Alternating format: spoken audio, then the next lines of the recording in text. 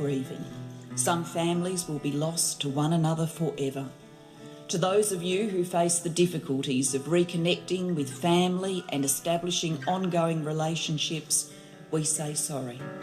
We offer this apology in the hope that it will assist your healing and in order to shine a light on a dark period of our nation's history. To those who have fought for the truth to be heard, we hear you now.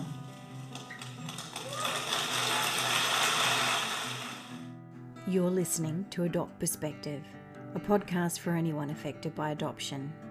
I'm one of your hosts, Jo Sparrow. This podcast is a production of Jigsaw Queensland Post-Adoption Support Service. However, the views expressed are those of the people participating, not necessarily Jigsaw Queensland.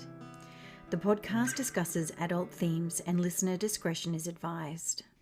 This is Jane, and today I'm going to be speaking to Gary Coles in time for Father's Day, this Sunday, the 6th of September. Gary is a father who lost his son to adoption in 1967 and who has gone on to research and write extensively about the experience of fathers who are separated from their sons and daughters. Gary has also worked as a manager for Vanish, which is a Victorian service who support all those affected by adoption and also donor conception. Last year, prior to the COVID-19 situation and travel restrictions, Gary travelled to Queensland and ran a father's workshop for Jigsaw. Here, fathers had the opportunity to share with each other and learn from one another's experiences. Welcome to the podcast, Gary. Thank you, Jane. I'm really pleased to have the opportunity to have this conversation with you. Yeah, well, we're really grateful as well. And the focus of today's discussion is going to be on some of the themes that relate to fathers, which have been covered in your books. I wonder if, before we get into talking more about your books, if you could tell us what led you to the point of writing them in the first place. Okay, well, you mentioned that my son was born in 1967. Mm-hmm. But it actually took me another 25 years to acknowledge that he had been missing from my life. Mm. And it was whilst in China in 1993 on a holiday that I happened to meet the then manager of Vanish, a lady called Margaret Campy, who was part of our tour group. Wow. And that provided a major breakthrough because when I got back, I began attending the Vanish support group meetings, initially to listen because I didn't know how a father might be received. I'd heard of mothers who'd lost a child to adoption damning all fathers, and I half expected to be, as a result of my revelations, to be added to this list. When eventually I did open up, and it was a mixed support group setting, I discovered to my surprise the very opposite. The mothers and the adopted people who were attending were non-judgmental. In fact, most of them said they welcomed hearing a father's voice. They'd never heard from a father before. I became more comfortable with sharing my experience and, more importantly, hearing about how mothers and adopted persons had related to the losses caused by adoption separation. And this gave me some general insights into how Kay, the mother of my child, might be feeling, and also our son. And then fast forward another 4 years, and again, Vanish were instrumental. I heard about an adoption conference in New Zealand where my son had been born and still lived, and I decided to go to this conference. And there I met another father, Don Clarkson, who worked for the governmental Children and Young Persons Service. And through his influence, he'd achieved a rarity. He'd encouraged other local fathers to emerge. And we held a support group gathering as a conference session. And there were That's some great. mothers who attended as well. Mhm. And this was the first time I'd heard what other fathers had experienced. So that was a revelation. Mm. And then subsequently, Don helped me enormously in my quest to be granted a copy of my son's original birth certificate, to which I'd added my name retrospectively. That was some years later that he helped me get a copy of that original birth certificate.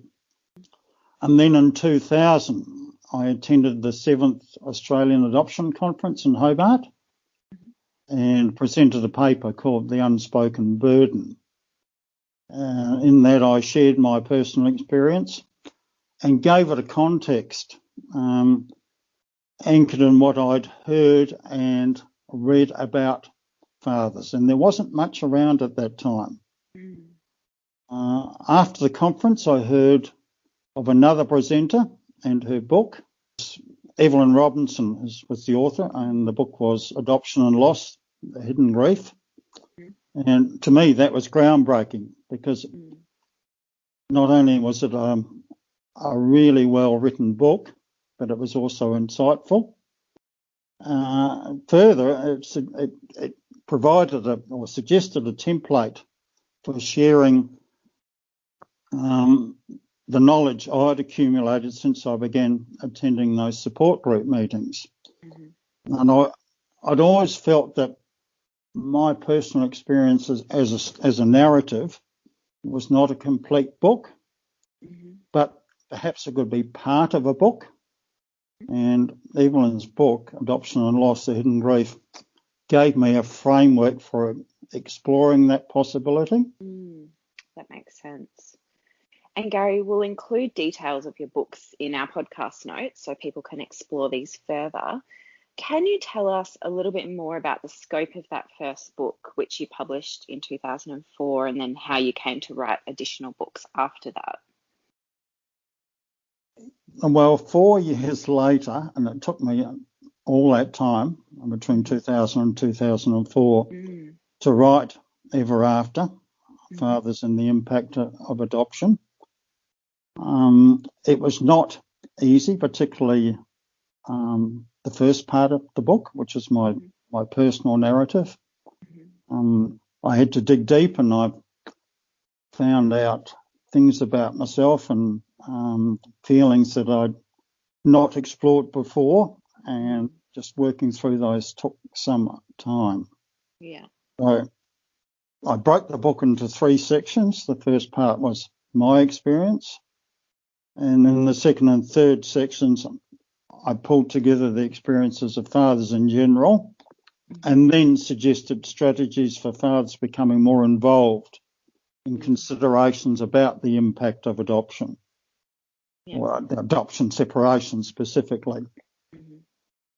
Now, in that book, I introduced a concept that I called double abandonment, and I used that to explain the unique phenomenon of a father suffering compounded guilt for having let down 2 people, a mother and their son or daughter.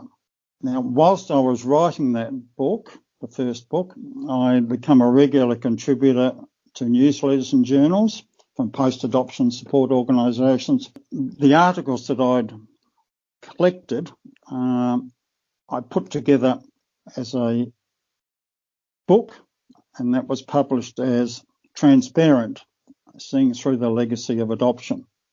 And the scope in this book was broader than in Ever After. For example, I considered why my son had displayed a lack of curiosity.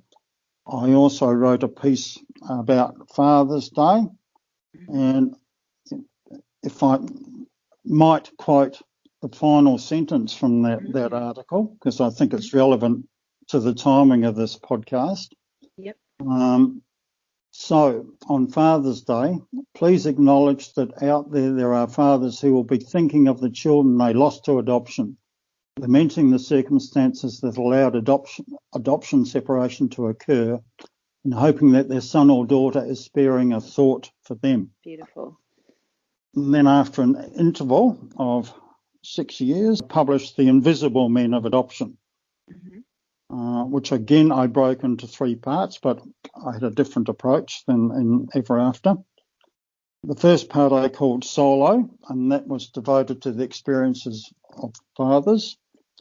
The second part I called Duo, and that was the interactions between the father and the adopted person and the father and mother. And then the final section was Trio, in which I explained why the involvement of father, mother and adopted person is desirable in the healing process. Then more recently, I published 2 ebooks. I wrote Made in Australia, The Adoption Apologies, after being privileged to be involved in the writing of the National Apology for Forced Adoptions, which was delivered by Prime Minister Julia Gillard on the 21st of March 2013.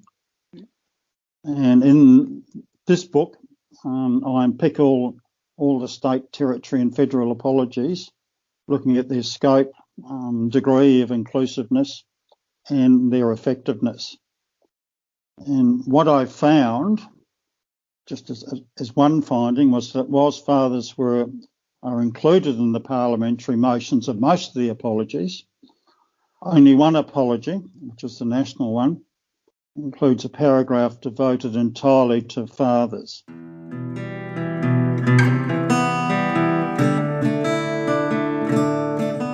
To you, the fathers who were excluded from the lives of your children and deprived of the dignity of recognition on your children's birth records, we say sorry. We acknowledge your loss and grief. We recognise that the consequences of forced adoption practices continue to resonate through many, many lives.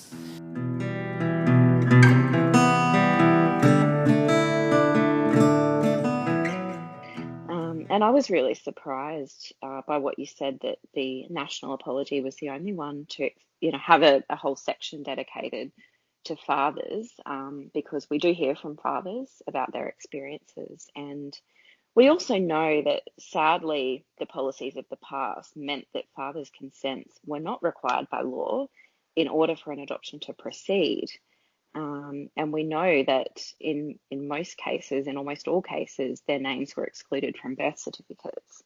So I'm wondering if you can tell us a bit more from your perspective on the implications and consequences that this has had for fathers, both at the time of the adoption and as the years have gone by. Typically, the absence of fathers from the original birth certificates and leave a father feeling disempowered. Some men talk about being excluded from the decision-making process, and in some cases actually having been banned from either seeing the mother and the child as a baby, or ejected from the hospital. One father, who was quoted by Gary Clapton, said, "The impression was that this was nothing to do with me.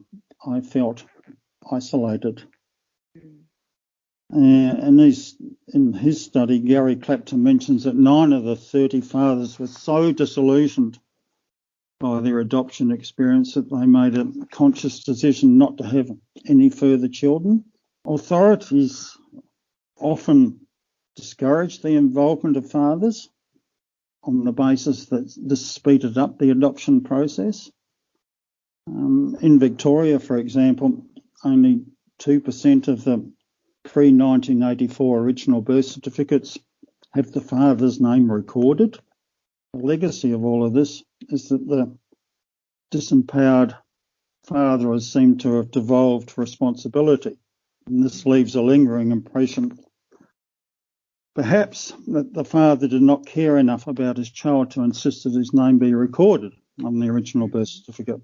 And this perception may be picked up later by the searching adopted person.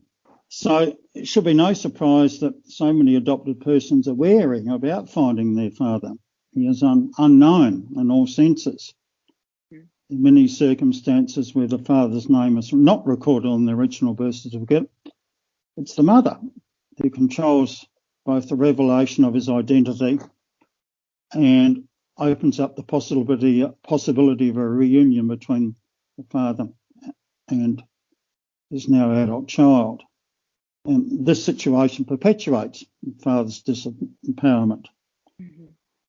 Now, looked at from the other side, if a father's name is missing from the original birth certificate, it's unwise to assume categorically that, one, the mother did not know who the father was. Mm-hmm. Two, the father did not care enough to ensure that his name appeared on the record. Mm-hmm. And three, and most importantly, he does not wish to meet and know his now adult child. Mm-hmm. So if he's made absent from the decisions about the adoption, some fathers feel they have lost their entitlement to remain involved. Mm-hmm. And that reinforces the stereotype that they are uncaring. However, you hear anecdotally that many welcome being contacted by their adult child, whom they know of. Then there are the fathers who are deliberately excluded from knowledge of the pregnancy and birth of their child. Their reactions to what has become known as late discovery may range from indignation to wholeheartedly embracing the revelation. From what I've heard, thankfully, the latter reaction is more typical. Mm-hmm. Now, one of your earlier podcasts, you explore the reunion between Richard and Rachel. That's right. Yep. And that's a situation where a father has embraced Yes. with his daughter. Absolutely. The mother is often the gatekeeper to the adult child, and especially when the father is not named on the original birth certificate. So she has a critical role to play in the search, contact and reunion process. And what this means is that the quality of the relationship at the time of conception and the adoption relationship between the father and mother is critical to whether she is amenable to providing details that allows the father to contact and meet his adult child. Yeah. So it means being missing on the original birth certificate. If a father's not on the original birth certificate, it means it's very difficult for him to initiate a search for his son or daughter. And vice versa, I guess. Yes, exactly. I know that even when I applied for my adoption information, which was in 2005, so, it's recent times, the law, even though, as was typically the case, fathers are very rarely on the birth certificate, but my father's name was mentioned throughout the adoption file. But even then, they told me they couldn't give me the name because, that wasn't the law at the time. Fortunately, since 2016 in Queensland, that has changed, and we can mention that more at the end. But, it really has created an issue for many people. And that was quite crazy in my situation because it ended up that my birth parents had married 3 years after my birth. But even then, through the official channels, I never would have been able to know who he was. So, and I think, the other really important point you made there is that we've had an episode on late discovery, but actually this can apply to fathers. The whole issue of late discovery, not knowing there's been an adoption, is very relevant to fathers who find out years later. So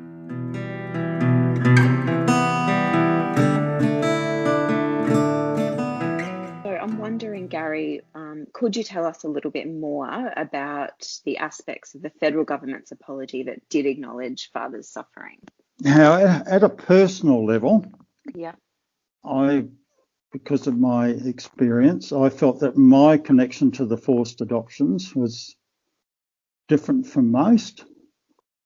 in that not standing by Kay, the mother, I had actually forced an adoption to occur.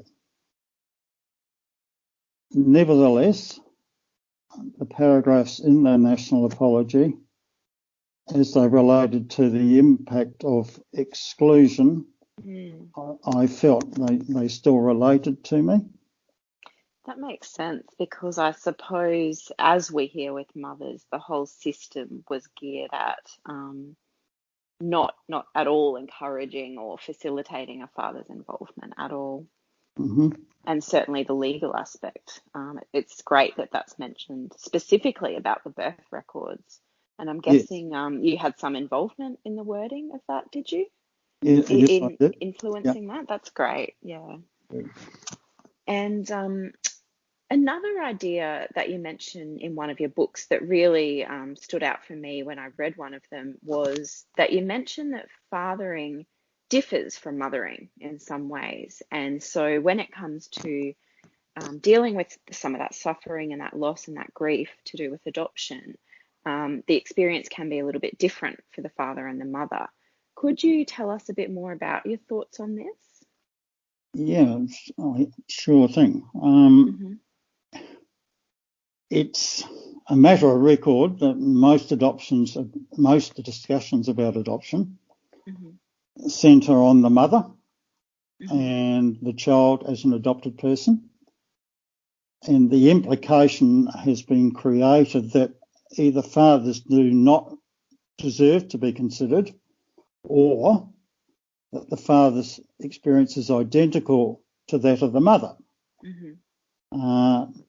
Perhaps, at best, a diminished version. But there have been 5 separate studies taken internationally over the past 3 decades, and they have exploded the myths about fathers' immunity from the consequences of adoption. But you need to bear in mind that the participating fathers in these studies volunteered to take part in each case. So they were all willing, presumably, to be open. Yeah. Right? They don't represent all fathers who lost a child to adoption. So that's important to acknowledge. Now, from these completed studies, there have been some key and common findings, and they are: fathers do care about the child they fathered. For example, in one survey, fathers said that the most important motives for searching were those concerned with the child's welfare. The legacy of adoption for fathers is a permanent scar. They suffer disenfranchised grief, loss of self-esteem, fear of rejection should they reach out to the mother and or their adult child, denial, numbness, and perhaps bouts of anger, often self-directed. The studies have also found that many fathers still feel guilty about letting down the mother, and because she was carrying the child as well. Frequently, the adoption terminated a long-term relationship between the mother and the father. And to quote one study, most men lost not only their child but also their lover. And 10% of the fathers go on to marry the mother. But at the other end of the spectrum, and I referred to this before, more than 25% have no further children. Yeah. Which is a finding that applies to mothers as well, although I think the percentage is not 25%. Okay, yep. They defer dealing with their feelings about the adoption until they reach middle age. Some believe they lost their entitlement to know their child by not being present at the birth. And in the eyes of the community, this perceived neglect is reinforced by the common absence of the father's name from their original birth certificate. The studies also found there are a couple of factors that are unique to fathers. The majority of the fathers did not see the baby, so their conscious connection with the birth and the adoption may centre on the person they knew, the mother. And then there's the matter of double abandonment. Fathers may believe they let down the mother and the child at the time of the birth and the adoption. Mm-hmm. And so they experience compound guilt as a result of forsaking mother and child. Mm-hmm. And that can result in internal confusion. Read the search priorities. Who to look for first, the mother or the adult adopted person? Makes sense. Yeah, and I can relate to this totally, because in my case, I felt an obligation to seek out the mother first and to apologise for my pivotal role in the adoption, which, as I mentioned before, my role forced an adoption to occur. So I felt that Kay was the person I needed to approach first. But it does cause some confusion about where to start your search from the father's perspective.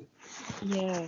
And I know when I read that in your book, and I've heard you say that before, that really, I learned a lot from that, because in my experience, when we're helping people search and reunite, I have definitely encountered that, where fathers have really expressed that they even if they're not going to talk to the mother again, they really want to know what happened to her, and how things turned out for her, which makes sense when you say that fathers often feel a sense of responsibility or guilt.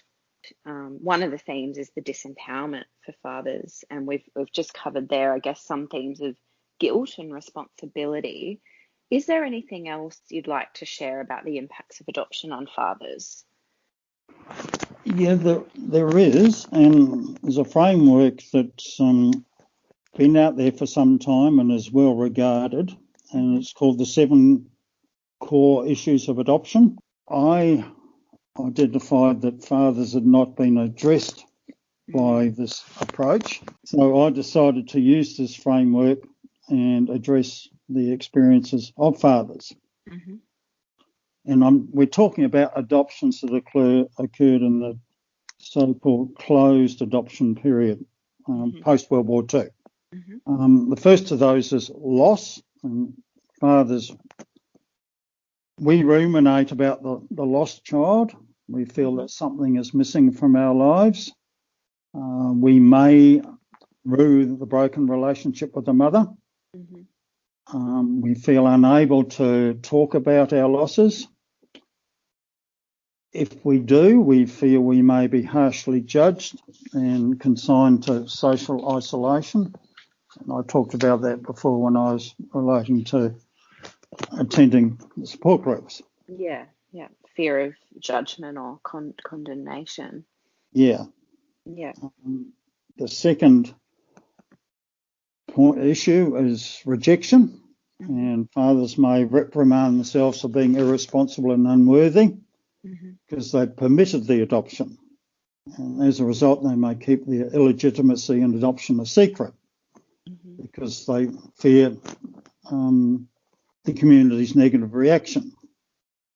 And should we seek reunion, we fear rejection by the child. We feel we abandoned. And this is probably our greatest fear, being rejected by the child. In many cases we never saw.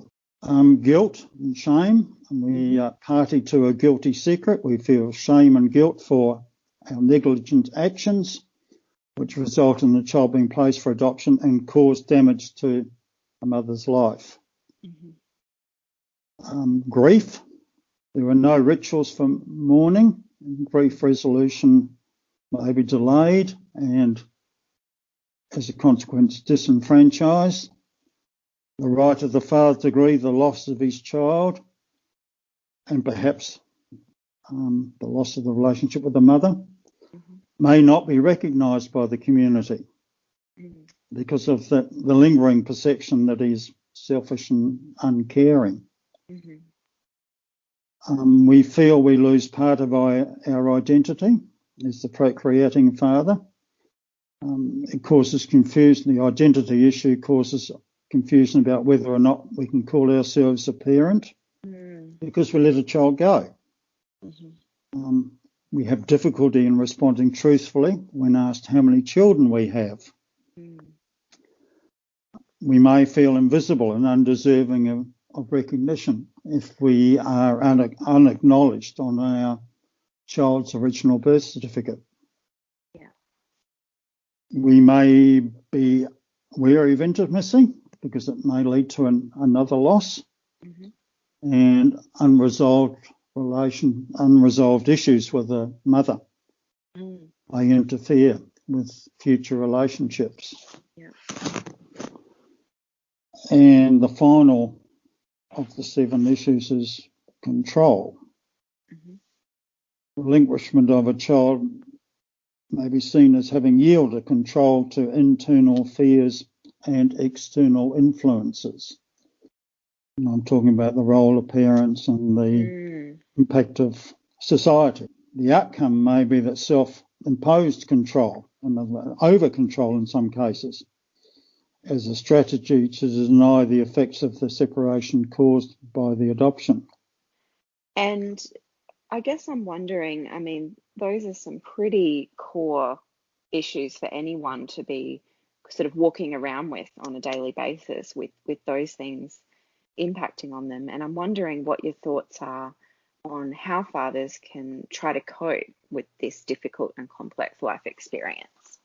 The mother, the child and the father are not only linked by fundamental relationship factors, and I'm talking about the fathers are linked to, mothers are linked to their child in 3 ways. It's biologically during the pregnancy, psychologically and genetically.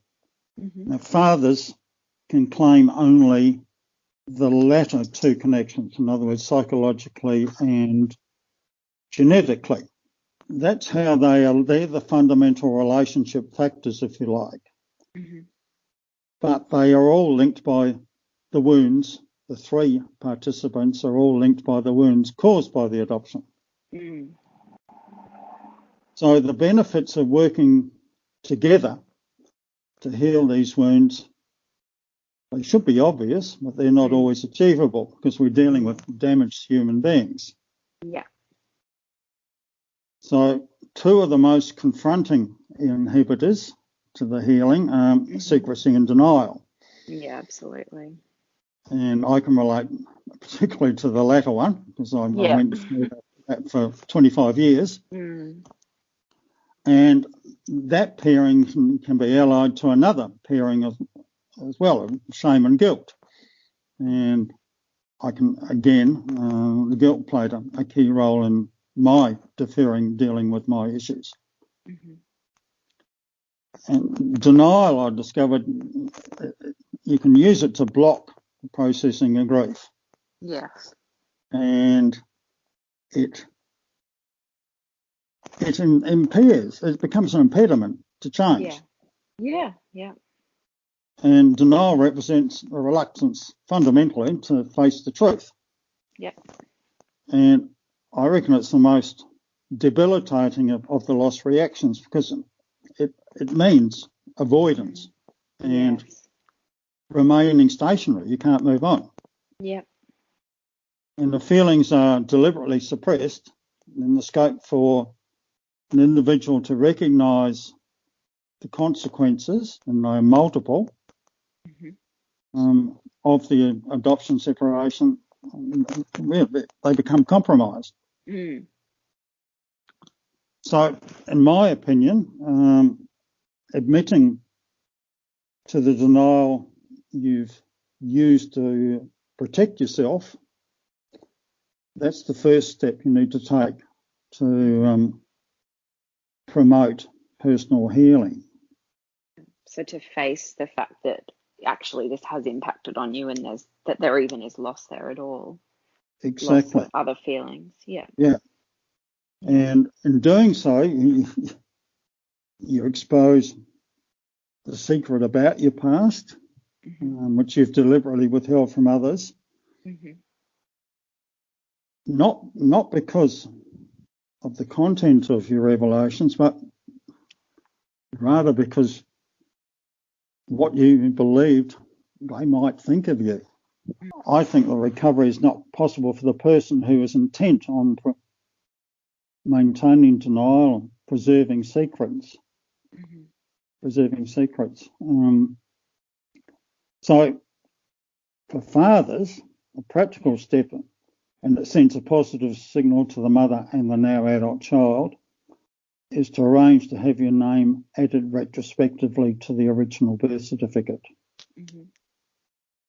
And this gives a powerful message that you are care and you care, and that you are now acknowledging you are part of the adoption process and are available to participate in the reunion. This is something that I did, and it required a stat dec signed by the mother to achieve that goal, but it had benefits all around. Yeah. And I know in Queensland it's now possible, which is a great thing. And I think there's a couple of different options, I guess, for how that can be achieved. So we would encourage people who are interested in considering that to contact us or to contact the Forced Adoption Support Service in their state, and we'll mention that again at the end. But sorry, I'll let you carry on. Okay. Now, as a result of going through that process of opening up, what I've discovered, and other men as well, is that family, friends and strangers actually appreciate your transparency. Yep. And in general, they do not fulfill the fears that you may have had about being judged harshly for your past indiscretions. In other words, you find the community is actually more understanding than you thought. And I found that out via the support groups, as well as amongst family members and friends. So what I found was that facing and accepting the truth about parent-child separation and the adoption is actually empowering. And I spent 25 years shut down, and emerging from that and writing about it definitely helped. Lifted an enormous weight off my shoulders. So as a result of going through this process, I've discovered some truths, if you like. I think they're worth sharing. The first of those is you cannot alter the events that are the foundation of your adoption experience, but you certainly can change the way you think and feel about them. And from that, no one who has an adoption experience emerges unscathed. In other words, all participants are affected. But it is the degree to which each person admits to and addresses the impact of adoption on their life that makes the fundamental difference. The key to understanding your adoption experience and incorporating it into your life is the acknowledgement of cause and effect. When people are separated through adoption, they suffer a loss and experience grief. And that is lifelong. And that's how you deal with it is really fundamentally what matters. Yeah, absolutely. So it's good to just acknowledge that, because sometimes the broader messages out there in society, there's still not a big understanding that adoption does involve loss and grief in the general population. So it's good just to say that really clearly. And I would have hoped that out of the national apology and the state and territory apologies, there would have been a greater understanding of the impact of adoption in the community. Yes. I'm not sure that that's really happened.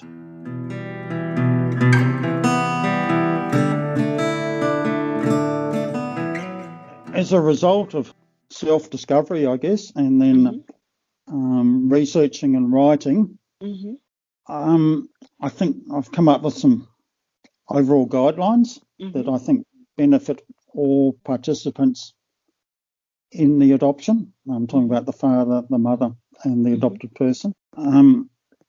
First of all, own up to your adoption experience, and that applies especially to fathers who are still underrepresented. Now, as a recent example of fathers' collective reluctance to become involved, and it's still an issue, in the 2012 Australian Institute of Family Studies survey of the service response to past adoption experiences, there were 1,525 participants, of which only 12 were fathers. That's 0.8% of the total. Yeah. Compared with 505 mothers. So the ratio between mothers and fathers was 42 to 1. Yeah. And the 823 adopted persons who also participated in that landmark study. Yeah. I have also attended the last 4 Australian adoption conferences, and at all but the 2012 conference, I was the only father who were in attendance. So, definitely hugely underrepresented. And as you said earlier, I guess we have to acknowledge as well that some fathers are still finding out now that they even had a child that was adopted. So as things open up, it would be great if more fathers came forward and wanted to share their experience. I think it's also, going back to the guidelines, I think it's important to listen to and learn from the perspectives of others. I think it's important to prepare yourself for outreach, either as the initiator or the potential recipient, by exploring the general impact of adoption loss. Now, ideally, so you are better prepared for the reunion, which can be a confronting and emotional experience. You should do that personal work. If you don't do that and you place the onus for personal healing on the person whom you are seeking reunion with, that's bound to result in disappointment. Yep, often the way. Putting a lot of pressure on the other person as well to heal you. That's right. Yeah. Impossible ask. Yeah. The other person to heal you. You can never heal or fix what's happened. Yeah. You can only move forward. And it is personal responsibility is very important. Yeah. And on that, I think it's important to honour any outreach that, as a father, that's made to you. And that applies also to any initiative that comes from the father to the mother and or the adopted person. I'm a firm believer that we are a family of origin, and that comprises 3 persons, and all 3, mother, child, and father, have roles to play. Yeah. And for the post-adoption service organisations, I think it's important to acknowledge that fathers' experiences of adoption separation have unique qualities, and to include fathers in policy settings and in considerations within the practice that deal with search, contacts and reunion. Yeah. In other words, a full-on acknowledgement of the role of fathers. Yeah. Yeah. I think that's critical, and that's at a organisational level and adding to at an interpersonal level. Yeah, both. That's exactly right. Mm. And unfortunately, we will have to wrap up in a minute. But I will say, yeah, I absolutely agree with you there. And certainly, as an organisation, we at Jigsaw would really encourage fathers to come along to an open support group, which you mentioned earlier was very beneficial to you because it is about sharing, but also learning about the experiences of others. And we'd also encourage fathers to come forward and contact the Forced Adoption Support Service. And basically, when you ring that number, it will go through to the service in that state, and also they can then refer you somewhere else if that's more appropriate. But the number for that is 1-800-2103-13, which is actually the date of the national apology. And obviously you've mentioned Vanish in Victoria is fantastic as well. So that's an option for people. And we're getting, there's developments all the time. As I mentioned earlier, in 2016 in Queensland, there was another change where now fathers' names will be released. If it's anywhere on the file, it will be released. They may give that would be to the adopted person, but fathers could come forward as well.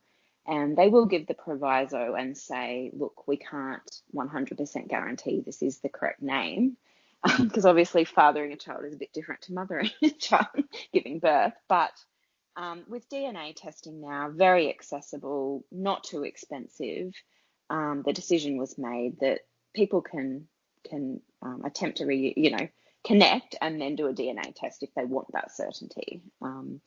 And also genealogical DNA testing, like Ancestry DNA, when there's no other option, people are having success through that, finding their fathers. So I would say more than ever, fathers and adopted people are coming together, which is a really great thing. And yeah, I guess I'd just say, is there anything you'd like to add as we finish up, Gary?